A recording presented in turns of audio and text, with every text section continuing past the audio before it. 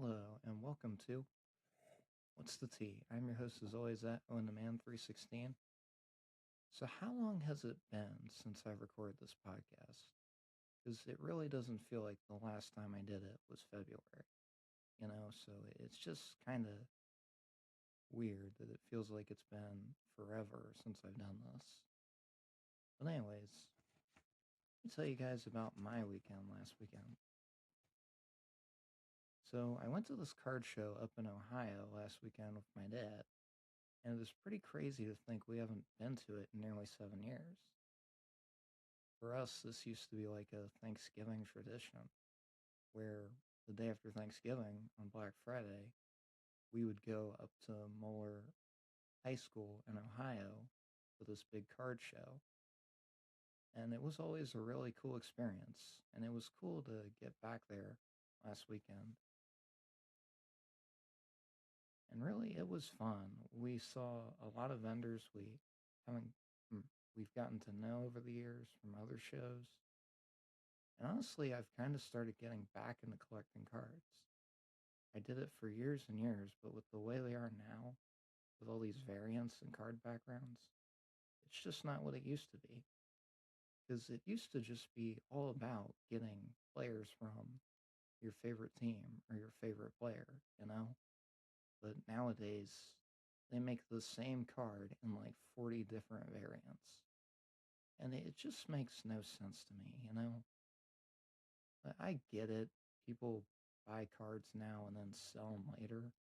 I have no problem with that. And if you're making a living off of that and really successful at it, good for you. Props to you. But that's just not for me, man. I miss the days when it was just all about getting your favorite players or getting players from your favorite team. And then sometimes trading with your buddies at school or wherever you did. Because that's what card collecting used to be all about. But then it just changed to let's just make money.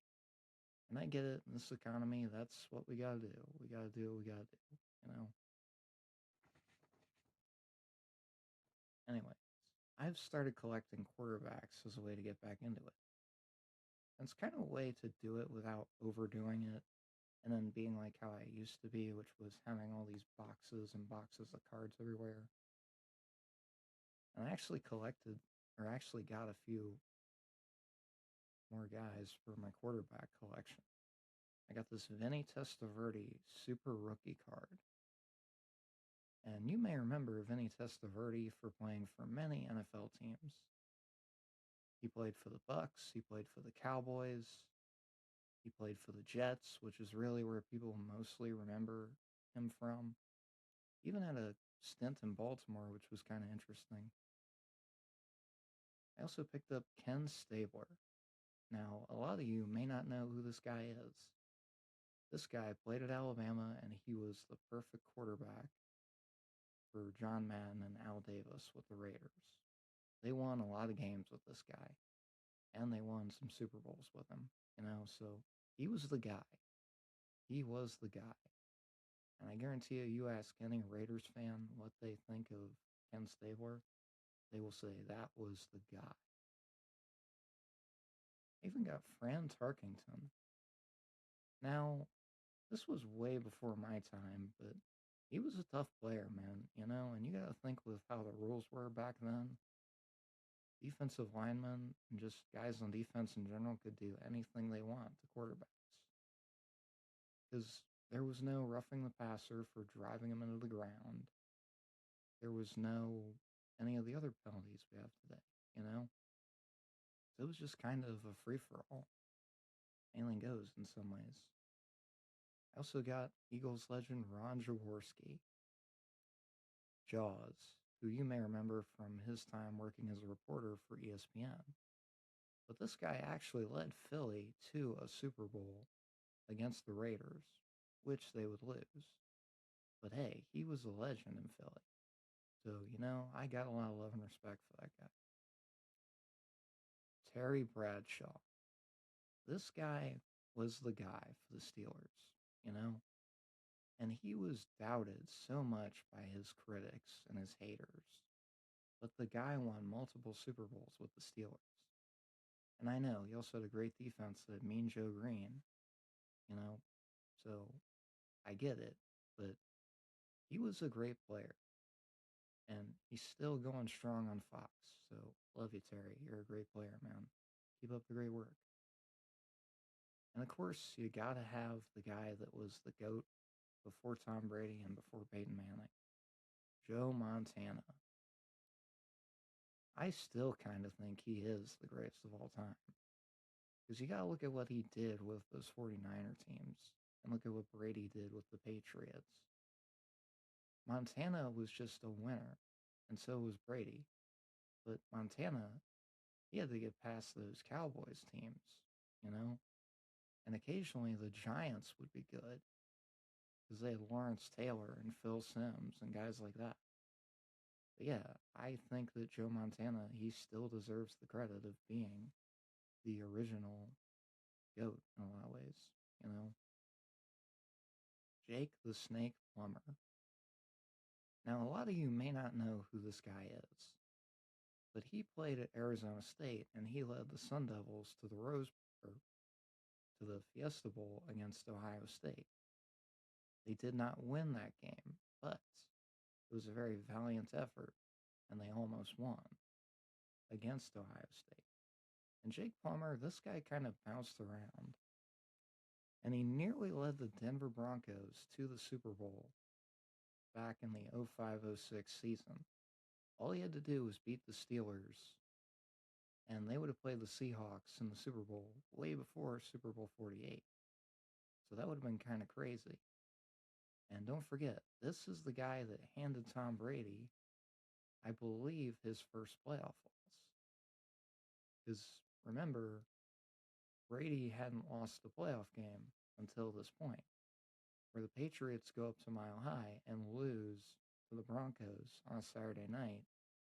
So Denver advances to the AFC Championship. And this brings back terrible memories for me as a Colts fan because all we had to do was beat the fucking Pittsburgh Steelers. And Mike Vanderjagt misses the game-tying field goal that could have sent the game to overtime. And I just kind of still remember that and go, gosh darn it, man, we should have played in Super Bowl 40 against the Seahawks. But enough of my ranting. I also picked up Joe Burrow. Now, people have a lot of mixed opinions on him, but I think he is a good quarterback, you know? He just gets beaten up a lot. His offensive line is not that great. I mean, the Bengals, they try to fix it, but it just seems like they can't find the right guys or bring in the right coach. You know, I'm saying that as the son of an offensive line coach because, you know, it just, with the Bengals, they can never seem to get the right pieces for him. You got Jamar Chase, you got T. Higgins, you got a lot of great players, but you just don't have the protection up front. And what's neat about this card, it's actually from, I believe, no, it's actually after that year that he led the Bengals to the Super Bowl and that they matched up against the Rams and almost won that game. That would have been pretty crazy if the Bengals actually beat the Rams. And I remember rooting for the Bengals to lose the entire postseason. But then when they beat the Chiefs, I was like, you know what? I'm going to root for my hometown team, the Cincinnati Bengals. Because it's an obligation as a guy that was born a little bit close to Cincinnati that I got to root for my team when they're doing good. The next one of my favorites, Bernie Kosar. Now, he's one of my favorites because he played at the University of Miami. And I've seen the U 30 for 30 documentary. And it's one of my favorite 30 for 30s of all time because it just takes you really in depth on how the University of Miami became as good as they are in football. And Bernie Kosar, people forget about this guy. Bernie Kosar, he was the guy for the Browns. If I remember this correctly, he led them to back-to-back AFC championship games against the Broncos.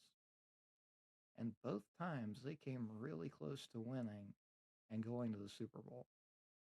Like, imagine that. We almost got the Cleveland Browns in the Super Bowl. It almost happened, but they always found a way to lose for some odd reason. Oh, yeah, and while I was at the card show, I even saw wrestling cards. There are even boxes that you can buy, and you can even just rip open packs by buying the individual packs, which I kind of thought that was cool. There was even an Alexa Bliss rookie card for $30 that I saw and thought, well, she is from Ohio, because it does say she's from Columbus, Ohio every time they do her ring introduction. And I always thought that's kind of cool, and I'm kind of a fan of Alexa because I like her tag team with Charlotte Flair. It's amazing. But overall, it was just a fun trip and just great to see our card and memorabilia people. And it's kind of sad that it's not as big as it once was because it wasn't really the usual turnout that we'd see at this event. But honestly, I think it was still a fun experience and a nice blast from the past. And yeah, I'm just kind of getting back into collecting cards because it was something I used to do when I was a kid. But the industry has just changed so much, man. You know? But yeah, that was my weekend and what I did last Sunday. But now we'll get into our usually scheduled programming, as I will be talking about debuts from NXT after WrestleMania. And unfortunately, we have to cover releases because there were a bunch of people released from WWE. So stay tuned. So let's get into some call ups that happened after WrestleMania, starting with the Raw after WrestleMania. So Liv Morgan was in the middle of the ring talking about her victory over Stephanie Vaquer. And I'm just sitting there waiting to see what's going to happen. And Sol Ruca's music hits. And I'm just like, oh my goodness. Let's freaking go. Here we go, man. This is going to be good. And Sol comes out and she just outright challenges Liv to a match. I was kind of like, whoa, that's pretty bold. I like it. And I've heard that the Raw after WrestleMania, anything goes. Anything can happen, man. That's why people love to watch Raw the night after Mania. And I'll say, the match was really fun. You know, Sol Ruca looked incredible in this match. Because she's just pulling out offense that is just insane. She's just doing her thing. And she's diving onto the outside of the ring. And she's just showcasing that innovative offense that we've seen in NXT. You know, so this was really a fun match. And in the end, Zarya comes out of nowhere and just hits Sol like literally it was like a car crash there. And puts her back in the ring for Liv to hit the Oblivion. 1, 2, 3. Liv beats Sol Ruca. Which honestly, that's not surprising to me if that's the way it finished. Because you kind of want to make sure that your champion does look strong, but you also want to make Sol look strong with it being her debut match. But yeah, overall, I thought this was really enjoyable. And I'm here for it, man. I want to see Sol Ruca on Monday nights. And I want to see these two run it back at a PLE. Maybe SummerSlam, maybe Sol Ruca wins Queen of the Ring. Who knows, man? Who knows? But as a fan, I am very excited for what we could see with this. And Stephanie Vaquer actually confronted Liv up on the ramp as Liv was walking to the back. So I was kind of sitting there thinking, ooh, are we getting a WrestleMania rematch at Backlash? Which it does not look like that's going to be the case, as Stephanie Vaquer is unfortunately out with an injury for a while. Get well soon, Stephanie. Yeah. But yeah, overall, this was a very enjoyable segment. And even Oba Femi was there too. And I might talk about that, but Yeah, I honestly enjoyed this thing with Liv and Sol. It was great.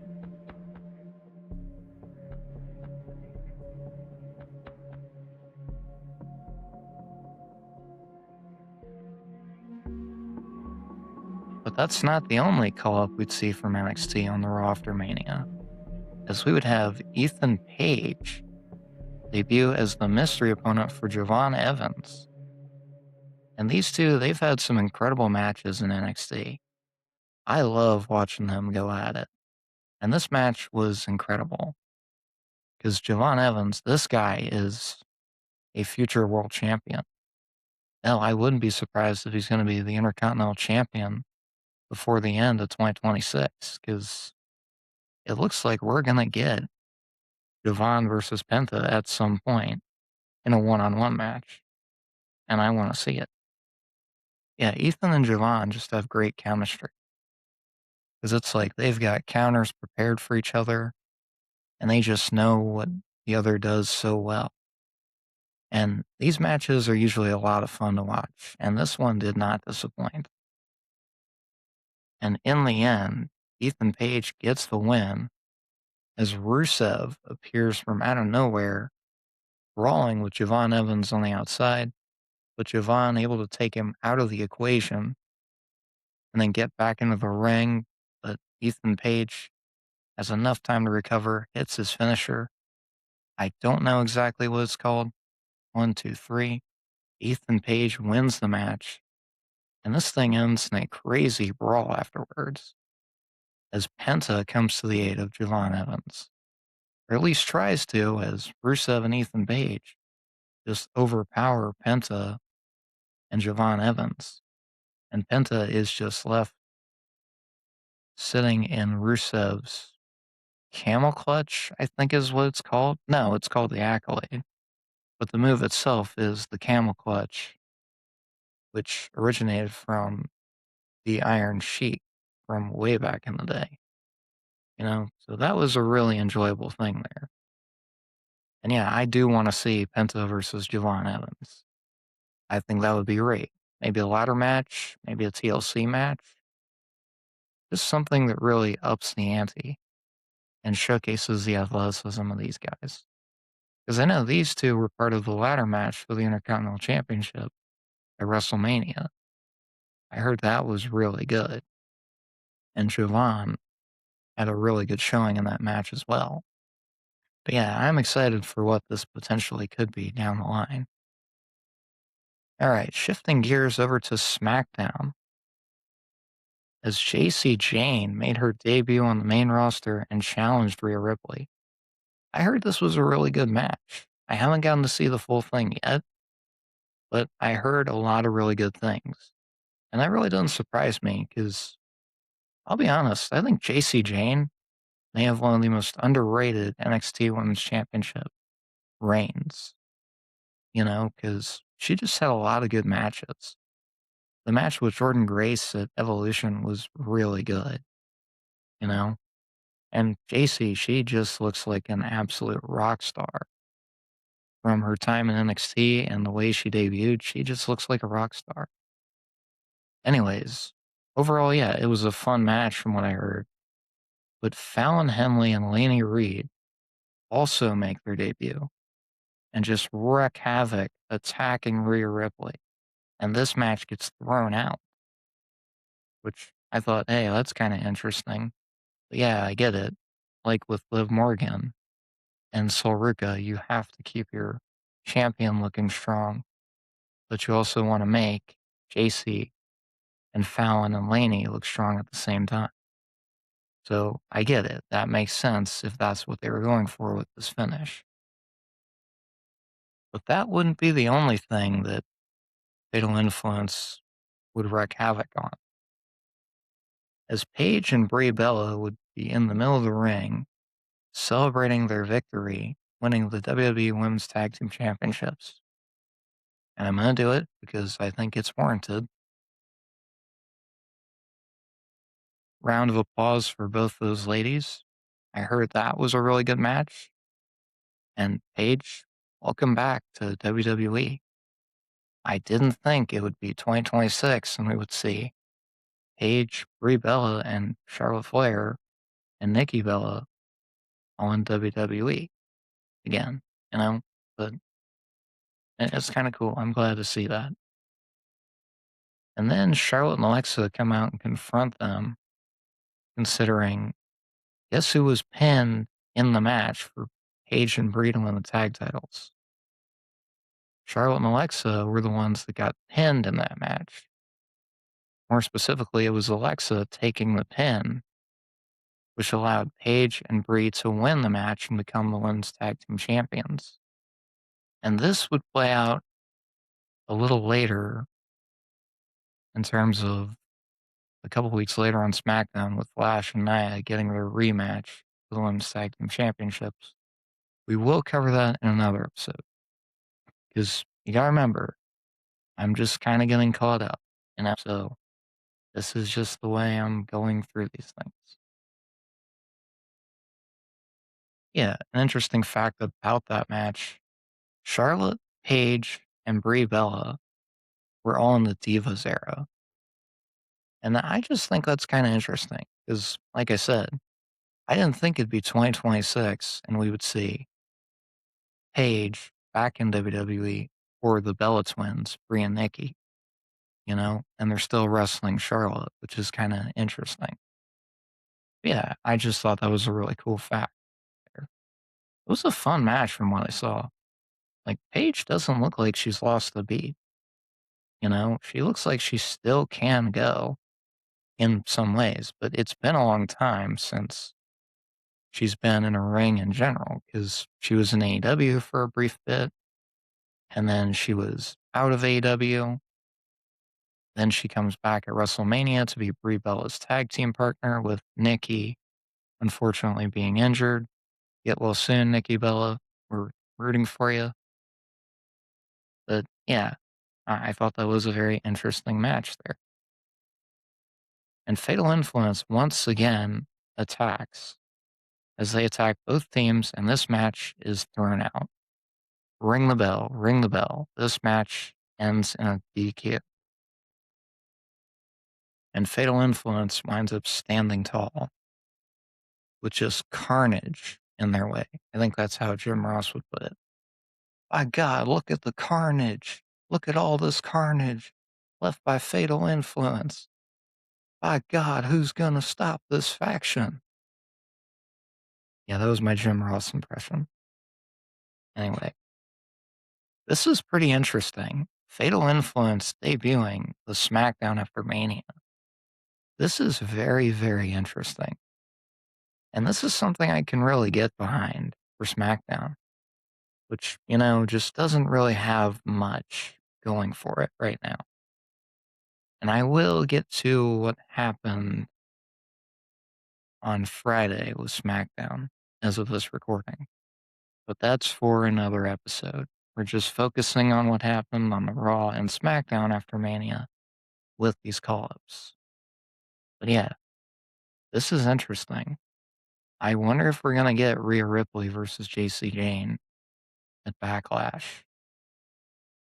Because right now, what we're seeing for next week on SmackDown is Charlotte Flair, Alexa Bliss, and Rhea Ripley against JC Jane, Fallon Henley, and Laney Reed in a 6-woman tag match.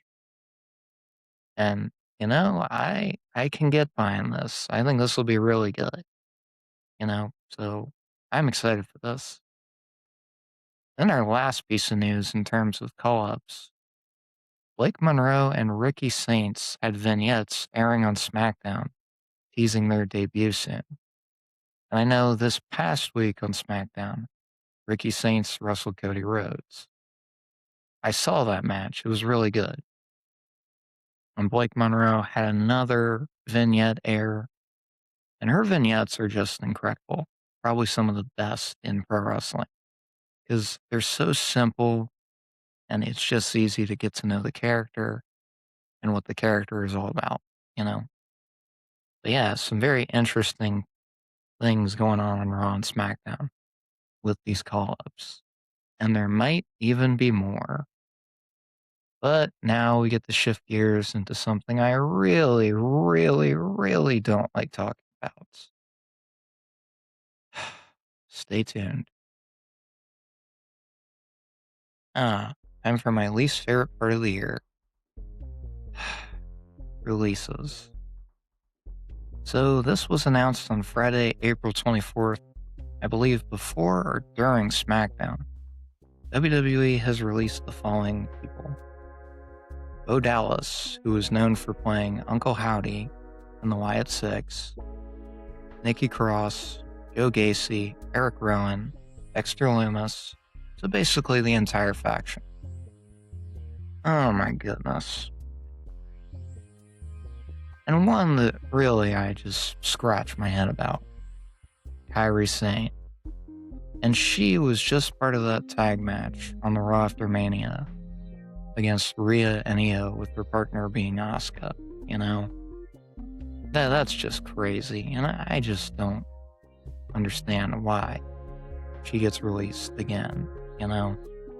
Because Kairi is an amazing wrestler, and I just don't know what it is that WWE just doesn't see it. She's an amazing wrestler, she's very talented and very entertaining, and I wish her nothing but the best. One that's really gonna hurt. The Motor City Machine Guns. Oh my goodness. And the weird thing is, I just remember seeing these guys at the 2025 Royal Rumble facing DIY for the tag titles. And now they're released? Are you kidding me? You're kidding me. You released one of the best tag teams in the world, Alex Shelley and Chris Sabin, the Motor City Machine Guns? You're telling me there was nothing else you could do with these guys? What? That's just insane. And then the next name on this list, Aleister Black. Not related, by the way, even though, yes, my last name is Black, which, okay, I guess if some of you want to say it's related, you can say it's related if you want. But anyways, I don't get it. Didn't they just bring this guy back last year? And now he's gone from the company again? You're telling me you couldn't do anything else with him? Except pair him up with his wife, Zelina Vega? I mean, I don't understand this. Because didn't they literally tease back in the fall Aleister Black against Cody Rhodes for the WWE Championship when Zelina slapped Cody across the face during a promo segment? I mean, you just gotta be kidding me, man. There was nothing else you could do with this guy? Really? Really? Really? I mean, this just doesn't make any sense. I feel like this guy could have been at least United States champion or Continental champion. You could have done something with him instead of just have him part-time on SmackDown and then just not have him there at all. This just doesn't make any sense. Zelina Vega. You know, I've always been a big fan and a big supporter of her. Because I remember that match at Backlash in Puerto Rico, which I've actually got the Funko Pop of her in that attire that represented the Puerto Rican flag. I always thought that was really cool. And that match she had with Rhea there was amazing. Absolutely amazing. I just don't get it, man. They had Zelina become the first Queen of the Ring. I get it was called the Queen's Crown Tournament, but you can still call it the Queen of the Ring. And then she wins the tag titles with Carmella, forming this interesting tag team that was kind of entertaining to watch. But it's just like they never really got the potential with her. Like, she went from being a manager in NXT to starting being a single star, and it just never really seemed to go anywhere other than her winning the United States Women's Championship, which is awesome. But I just don't get this one, you know? I feel like with Selena, you could have done more, but they chose not to. And I get it, there's only so many spots in terms of main eventers and champions, but still, I feel like she really deserved better, you know? The next name on this list, Santos Escobar. Again, man, another person that deserved better.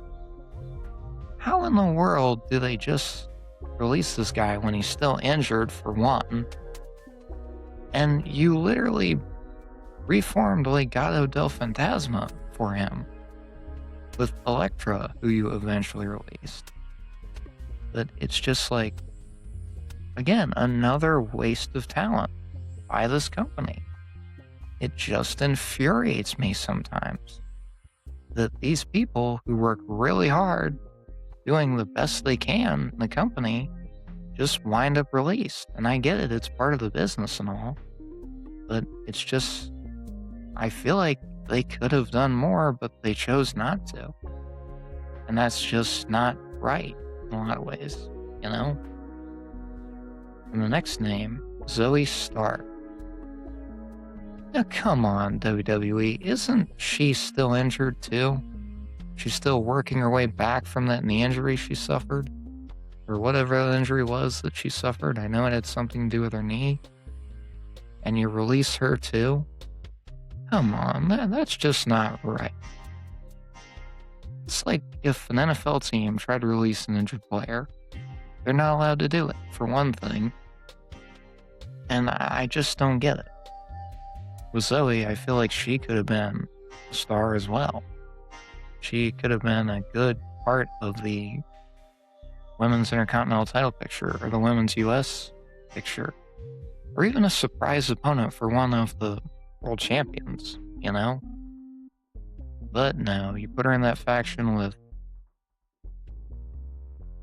Sonya Deville and Shayna Baszler that went absolutely nowhere. What was it? Pure Fusion something? I can't even remember the name of that faction for the life of me. But again, it just, I don't understand how you just release people like this. I get it, you go out and sign other people, you gotta let some people go. But come on. Again, the same case with Santos Escobar. This person is injured. This person was trying to work their way back to being in the ring, and now they're just released. It's not right in a lot of ways. The next name, Alba Fire. Now come on, you gotta be kidding me with this. She was part of the Secret Hervas, led by Chelsea Green and Piper Niven. And now she's just released from the company altogether? I mean, you're telling me that you couldn't find anything to do with her? Like, you had her in a tag team with Isla Dawn for a while. Again, I can't remember that name either. But they were a really good tag team. And then when Isla got released, Alba was kind of on her own, and you kind of get it now. But this is just the thing that just kind of really doesn't make any sense to me. I feel like she could have been a good singles wrestler in the women's division. But again, WWE just didn't let that happen in some ways.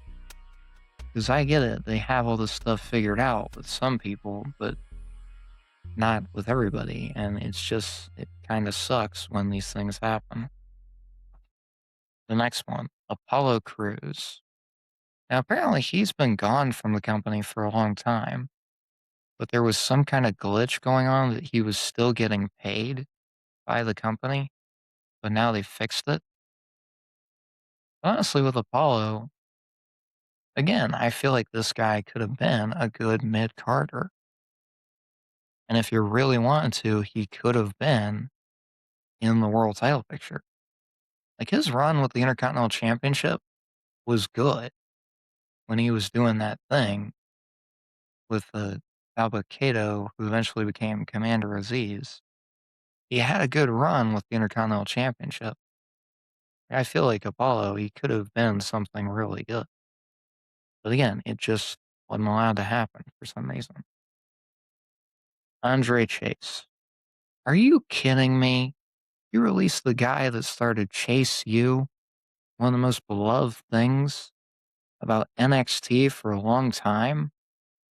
You're telling me you released the guy that started Chase U? What? You gotta be kidding me. This was literally one of the best parts during the NXT 2.0 era, and then going forward, because you had the little thing with Thea Hale and JC Jane being part of a class for a minute, you know? So I just don't get this. I feel like you could have done more with this guy. And this guy was a former NXT Tag Team Champion, if I remember correctly, with Duke Hudson. So it's just something that doesn't make sense either. Dante Chen. I can't really say much about this guy, except I've seen him wrestle a couple times on NXT, and he looked really good. But obviously, he was kind of one of those guys that they had that it's like, well, he's kind of got to develop his in ring personality. He's got to develop his in ring skills a little more, which I get that. That's totally fine. But it's just something that just doesn't make sense to me. That you bring in these talents that are eventually going to get the chance to maybe have really good matches or face the best of the best, but eventually they just wind up released, which again, that sucks. And again, I feel like with this guy, he could have been a big star in NXT, but I guess WWE just didn't see the vision there. Tyra May Steele. Now, I remember her from season 1 of WWE LFG, and she was amazing. It looked like she was doing pretty well in NXT, but I guess something just didn't click, and now she's just no longer part of the company, which, again, that sucks. I wish her nothing but the best. Chris Island. This guy never rubbed me the right way when I watched LFG, because there would be times he would be doing great, doing amazing things, and then getting absolutely chewed out by Booker T. Because, oh, his match sucked. Oh, he didn't do this right. Oh, he didn't do that right. You know, like this guy was really inconsistent. He'd have his good weeks, and then he just continued to go all the way down to rock bottom, basically. But he wasn't a bad wrestler, in my opinion. I feel like if he was given more time, he could have gotten the NXT. But yeah, very unfortunate that we may never know what would happen there. Tariq Ngouye. I don't know if this is a developmental person or if this is an LFG person, but nonetheless, best of luck in whatever you do next. Trill London. This guy actually played for the Miami Dolphins for a few years, which is kind of interesting. And he was on LFG as well. Never really impressed me that much, but he really wasn't bad in terms of his in ring style and the way he composed himself in the ring, you know? Serena Linton. You're kidding me. The person that cut that heartfelt promo in season 1 of LFG is no longer with the company, and the person that hit the insane Molly go round during a match on LFG is no longer part of the company. What? You gotta be kidding, man. Man, best of luck to her. I really thought she was gonna be something special. Luca Crucifino. This is the one person I didn't quite get in the D'Angelo family. You know? Like, You have Tony, you have Stax, you had, what was her name? I know I'm gonna get crucified in the comments for not remembering, but with Luca, I just never really got him. I didn't think he was a bad wrestler, it was a bad character. Sometimes I just don't get what the vision is with these people, you know? So that's just kind of one of those occasions. And then we have Malik Blade and Tyson DuPont. Yeah, I really didn't see what they were going for with these guys.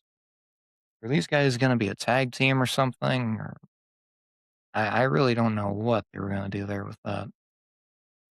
But the best thing I can really say is that I wish these people nothing but the best. I get it. These are hard decisions to make, and you have to make them, and it sucks. But still, I think with a lot of these people, you could have done more, you know? And releasing the entire Wyatt Six, I think it's very disrespectful because of what it represents. It was a tribute to arguably one of your best in Bray Wyatt, who unfortunately passed away, you know? So I wouldn't have released the entire Wyatt Six. If anything, I would have split them up and just seen what they could do on their own, you know? Just to keep them around. Yeah, best of luck to these people. Some of them will probably wind up in AEW, I think. Some will probably wind up in TNA. We shall see.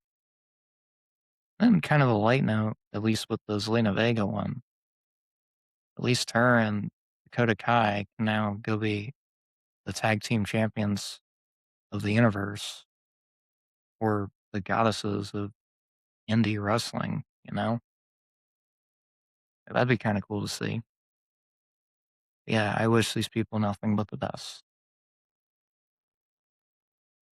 Well, now it's time for a brand new segment. Stay tuned. Well, we pretty much covered everything in this edition of What's the Tea. So it's time for a brand new segment I call Closing Time. Now, on my desk, I have this drink mixer that I bought at an antique show in Indiana. I have filled it with 10 index cards that have questions on the back that I will answer in each episode. I came up with this idea one day because I thought, hey, how am I going to end the show? Before I started recording, I pulled out one question, and the question is,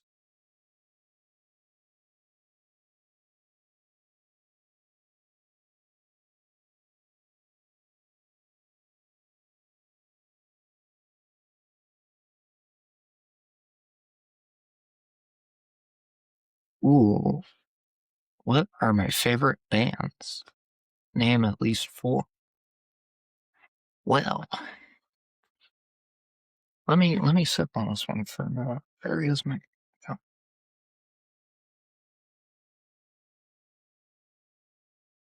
So, first I'd have to say Paramore, because Hayley Williams, she's one of the best vocalists of all time, honestly, because she's amazing. And you listen to their albums, they're just really good. After Laughter, I think is kind of a underrated one in some ways.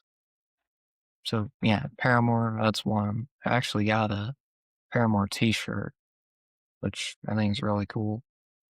Let's see. Next, I'd have to say AC/DC. I really like their sound. The guitar and the bass are really good, and the drums. They've got good vocals too, so excuse me. Yeah, I would definitely say AC/DC. Especially because they wrote one of the theme songs for WrestleMania. It was WrestleMania 36, and it's kind of one of my favorites. For those about to rock, we salute you. And I just remember watching that intro where you've got the pirate ship, you've got waves, you've got all the superstars dressed up in different different costumes, and everything's just really interesting, and it's just a great song. That's kind of why it's on my playlist, is because that was the first time I heard it, and I was like, wow, this is really good. Are You Ready? One of the old themes from SmackDown. I still think they should bring that one back, because this is no hate to Cardi B for the current one, but I just prefer this one because you just got hyped up when you heard those guitar chords and you heard the vocals. That one just got you fired up, you know? So, yeah, I would definitely say AC/DC is also on that list. Next one, because he was a fucking legend. Lemmy, Motorhead, just amazing. Not even just the Triple H theme, the game. Like they wrote the theme for Evolution, which is really good. Iron Fist is really good. One of my favorites is Ace of Spades, because it's just really fast, but it's really up tempo. The guitar sounds amazing. Lemmy does his thing on the vocals. So yeah, Motorhead is definitely on my list as well. Plus, that was one of my dad's favorite bands. So, you know, shout out to him. And I gotta mention that because Motorhead is cool. 4. Well, there's really only one band I could possibly pick for that 4th spot. Leonard Skinner. Because Sweet Home Alabama is amazing. Freebird, you can never go wrong with it.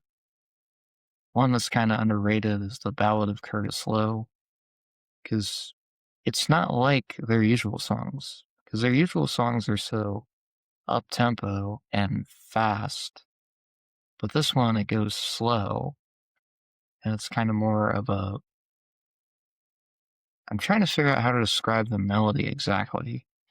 It's kind of a little more calm instead of the up tempo, fast beat that we're used to. Another one I'd say is That Smell, because it's just really good. And yeah, you really can't go wrong with any of the songs from Lynyrd Skynyrd, especially the original edition of the band that had Ronnie Van Zant. May he rest in peace. And all the members that died in that unfortunate plane crash.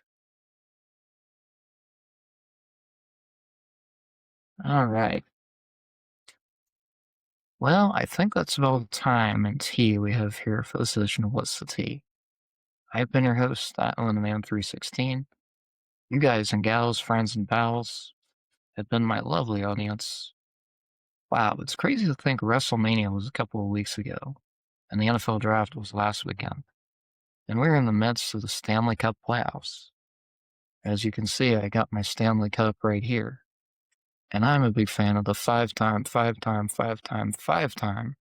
Stanley Cup champion Pittsburgh Penguins. Unfortunately, they lost to the Flyers in Game 6, so they are now out of the playoffs as of this recording. And let me know down in the comments, for my hockey fans out there, who do you think is winning the Stanley Cup? Me personally, right now, I'd say the Anaheim Ducks have a very good shot, because they just beat the team that won the Western Conference the last 2 years, the Edmonton Oilers. And that means something. So we will not be getting Edmonton versus Florida 3. It will unfortunately stand at Florida 2, Edmonton 0. Sorry, Canada. But it looks like the final buzzer has sounded on this one, so as always, be sure to like, subscribe, and comment. Before I go, no matter how hard life might seem right now, always, as a good way to prepare for the bad days, for the good days, and especially Mondays. Always, always, always, my friends, take a sip of positivity.